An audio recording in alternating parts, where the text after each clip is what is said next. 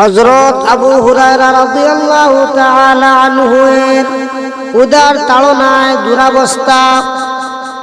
হযরত আবু হুরায়রা রাদিয়াল্লাহু তাআলা আনহু একদিন রেশমি কাপড়ের টুকরা দ্বারা নাক সাফ করিয়া বলিতে লাগিলেন, বেশ তো আজ আবু হুরায়রা রেশমি কাপড়ে নাক পরিষ্কার করিতেছ, অথচ সেদিনের কথাও আমার মনে আছে যেদিন আমি হুজুরে পাক সাল্লাল্লাহু আলাইহি ওয়াসাল্লামের জমানায় মিম্বর এবং হুজরার মধ্যভাগে বেহুশ হইয়া পড়িয়া থাকিতাম।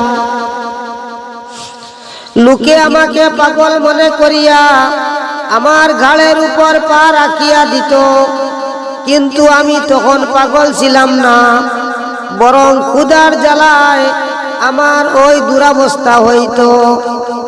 ফায়দা, সেই জমানায় পাগলের চিকিৎসা নাকি ওইভাবে গালে পা দেওয়াইয়া করা হইত।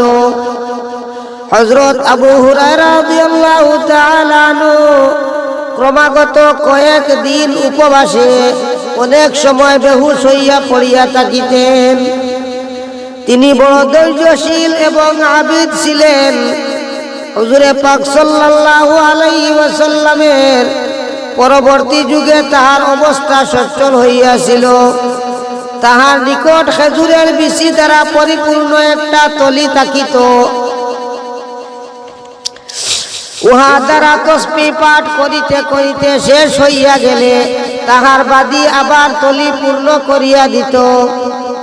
তাহার অভ্যাস ছিল রাত্রিকে 3 ভাগে ভাগ করিয়া নিজে, স্ত্রী এবং খাদিম এক এক ভাগে ইবাদত করিয়া সারা রাত্রি কাটাইয়া দিতেন। সুবহানাল্লাহ। হযরত শেখুল হাদিস রাহমাতুল্লাহ আলাইহি বলেন, আমার দাদার অভ্যাসও প্রায় ওই রকমই ছিল। আব্বা জান রাত্রির 1টা পর্যন্ত কিতাবে মশগুল থাকিতেন।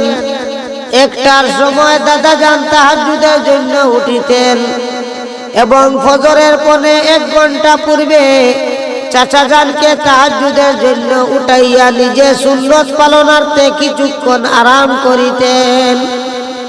আল্লাহ পাক আমাদিগকেও তাহাদের অনুসরণ করিবার তৌফিক দান করুক। আমিন।